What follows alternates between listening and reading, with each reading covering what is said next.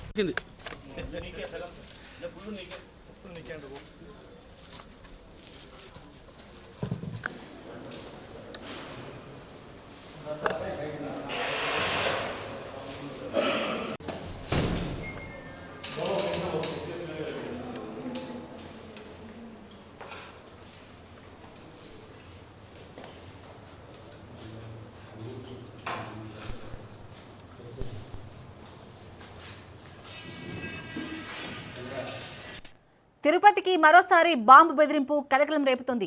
రేపు సీఎం పర్యటన నిమిత్తం అగ్రికల్చర్ కళాశాలలో హెలీప్యాడ్ ఏర్పాటు చేశారు. దీంతో హెలీప్యాడ్ వద్ద బ్లాస్టింగ్ చేస్తామంటూ థ్రెట్టింగ్ ఈమెయిల్స్ రావడంతో సోదాలు జరిపారు అధికారులు. థ్రెట్టింగ్ వచ్చిన నేపథ్యంలో అగ్రికల్చర్ యూనివర్సిటీలోని హెలీప్యాడ్ వద్ద సోదాలు నిర్వహించగా అది ఫేక్ మెయిల్గా గుర్తించారు అధికారులు.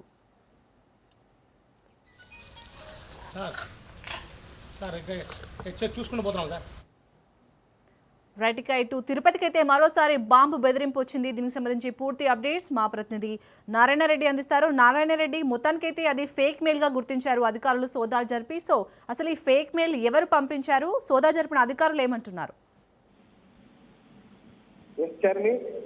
గత 2-3 రోజులుగా ఈ యొక్క బాంబు బెదిరింపు కాల్స్ అలాగే అంటే మెయిల్స్ వస్తున్నాయి. తమిళనాడు నుంచి ఎక్కువగా వస్తున్నట్లుగా కూడా ఇక్కడ పోలీసులు గుర్తించిన పరిస్థితి ఉంది. అంటే 2 రోజుల క్రితం తిరుపతికి టార్గెట్ చేస్తూ అంటే ఆర్టీఎక్స్ తో బాంబు పేలుస్తున్నామని చెప్పి కూడా ఒక మెయిల్స్ వచ్చిన నేపథ్యం ఉంది. ఈ క్రమంలోనే అప్రమత్తమైన పోలీసులు నగరంలోని ప్రధాన హోటళ్లు అంటే బస్టాండ్, రైల్వే స్టేషన్ తో పాటు వివిధ ప్రముఖ ఆలయాలైన గోవిందరాజ స్వామి ఆలయం, కపిల్ తీర్థం, యొక్క హరే రామ హరే కృష్ణ ఒక టెంపుల్ ను కూడా పూర్తిగా పోలీసులు జల్లెడి పట్టిన పరిస్థితి ఉంది. అలాగే ఈ నేపథ్యంలోనే అంటే రేపు రాష్ట్ర ముఖ్యమంత్రి చంద్రబాబు నాయుడు పర్యటన ఉన్న నేపథ్యంలోనే ఈ రోజు అంటే అగ్రికల్చర్ కళాశాల వద్ద హెలిప్యాడ్ ను ఏర్పాటు చేశారు పోలీసులు.